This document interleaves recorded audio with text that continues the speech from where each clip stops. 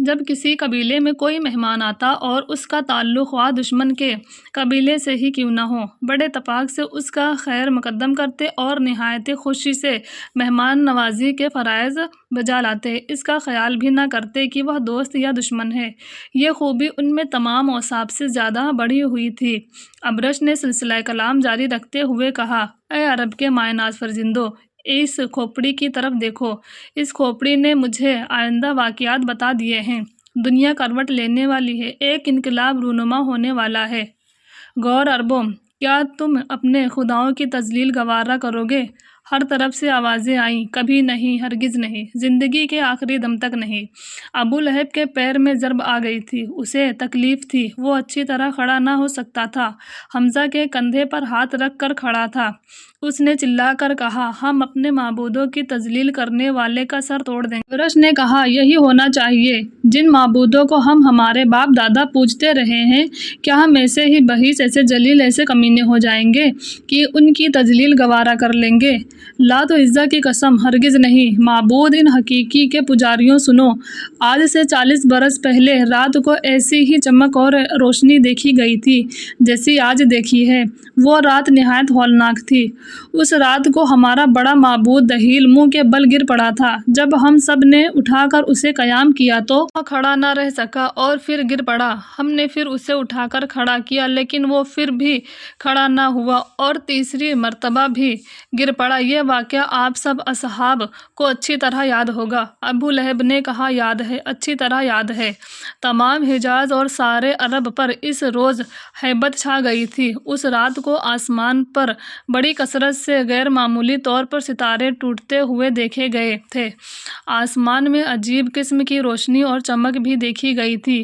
اس رات کو صبح صادق کے وقت ہمارے سب سے بڑا خدا خود بخود منہ کے بل گر گیا تھا۔ جب ہم نے اسے اٹھا کر کھڑا کیا تو وہ کانپ کر پھر گر پڑا، ایک دو دفعہ نہیں، پورے 3 مرتبہ گرا تھا۔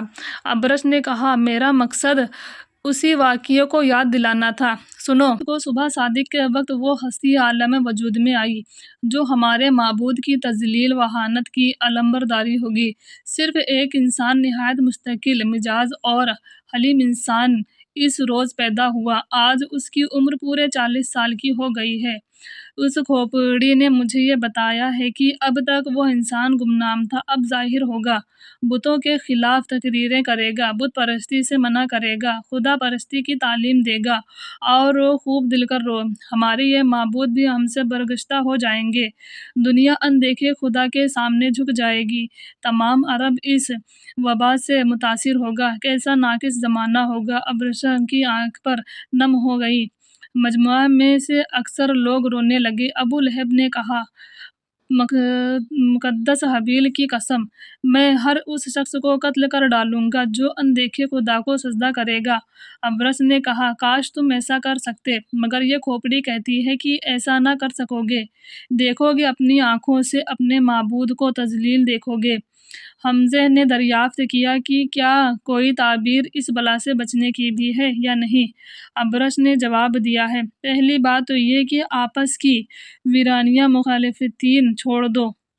تمام قبیلے متفق و متحد ہو جاؤ، شیر و شکر کی طرح مل جاؤ اور عہد کرو کہ خدا کو ماننے والے کی مل کر پرزور مخالفت کریں گے۔ وہ کوئی شخص ہو، کسی قبیلے کا ہو، اس کی اظہار ثانی میں کوتاہی نہ کرو گے اور کوشش کر کے اسے قتل کر ڈالو گے۔ اس زمانے میں عرب میں چند قبائل بہت زیادہ معزز متفخر سمجھے جاتے تھے، جیسے ایاز، رابعہ، مضر۔ قبیلے مضر کو قریش بھی کہتے تھے۔ قریش کے بھی کئی قبیلے تھے۔ ان قبائل میں بنی سہیم، بنی مہزہیم، بنی زہرہ، بنی عدی، بنی ہاشم زیادہ مشہور تھے۔ یہ تمام وہ قبیلے تھے جن کی تمام عرب میں دھاک تھی۔ خصوصیت کے ساتھ قبیلہ بنی ہاشم سب سے زیادہ ذی عزت سمجھا جاتا تھا، چونکہ خانہ کعبہ کا حج تمام قبائل کرتے تھے۔ ہر قبائل کا معبود بیت الحرم میں موجود تھا۔ کعبہ مکہ میں تھا۔ مکہ میں بنی ہاشم کی حکومت تھی، اس لیے بھی یہ قبیلہ اور قبیلوں سے ممتاز مانا جاتا تھا۔ ابرش کو یہ خیال ہوا تھا کہ ان کے معبودوں کی تذلیل کرنے والا اگر بنی ہاشم میں سے ہوا تو بنی ہاشم کے دبدبے اور اعجاز کی وجہ سے کوئی اس کی طرف دیکھ نہ سکے گا، اس لیے اس نے یہ چال چلی کہ بیت الحرم میں سب سے اقرار لینا چاہیے۔ عربوں کی ایک یہ بھی خصوصیت تھا کہ جو عہد و اقرار کر لیتے تھے اس سے پیچھے نہ ہٹتے تھے، خواہ اس میں کتنا ہی مالی اور جانی نقصان کیوں نہ ہو۔ تمام عربوں نے جھک جھک کر اپنے معبودوں کا نام لے کر عہد و اقرار کیا کہ وہ اپنے معبودوں کو برا کہنے والے کو قتل کیے بغیر نہ چھوڑیں گے، خواہ وہ کسی قبیلے سے ہو۔ سب کے بعد ابو لہب نے کہا، معزز کاہن، تم شاید قبیلے بنی ہاشم کی طرف اشارہ کر رہے ہو۔ میں عہد کرتا ہوں کہ اگر ایسا شخص ہمارے قبیلے میں ہوگا تو سب سے پہلے میری تلوار اس کے سر پر بلند ہوگی۔ ابرشن نے کہا، میرا خیال نہیں بلکہ مجھے یہ کھوپڑی بتا رہی ہے کہ معبودوں کو باطل قرار دینے والا بنی ہاشم ہی میں سے ہوگا۔ دیکھو سب دیکھو، اس کا نام بھی اس کھوپڑی پر ہے۔ مجموعے کی طرف تھوڑے تھوڑے وقف سے چاروں طرف گھمائی، سب نے دیکھا کھوپڑی پر جلی قلم سے نام نامی اور اسم گرامی محمد لکھا ہوا تھا۔ سب اس منظر نام کو، اس معزز متفکر اسم کو دیکھ کر حیران رہ گئے۔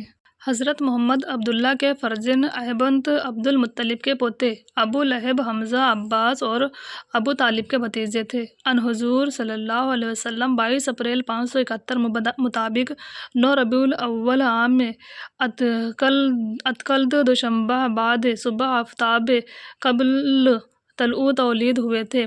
آپ کا سن مبارک پورے 40 برس کا تھا۔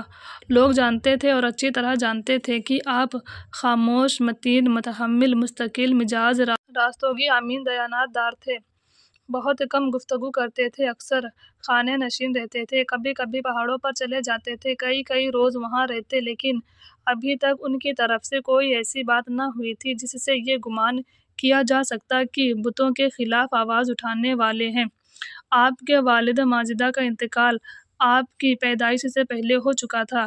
جب آپ کا سن مبارک 6 سال کا پہنچا تو آپ کی والدہ آمنہ بھی وعی اجل کو لبیک کہا۔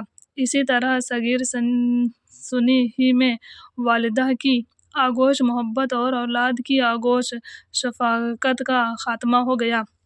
والدین کی وفات کے بعد آپ نے اپنے دادا عبد المطلب کے پاس رہے، لیکن خدائے قدوس کو یہ دیکھنا مقصود تھا کہ لاوارث، یتیم، دلیر نونہال صرف آغوش رحمت میں پرورش پا کر بام عروج پر آفتاب بن کر چھائے۔ اس لیے جب آپ کی عمر 8 برس 2 مہینے 10 دن کی ہوئی تو آپ کے دادا عبد المطلب بھی راحت فرما گئے۔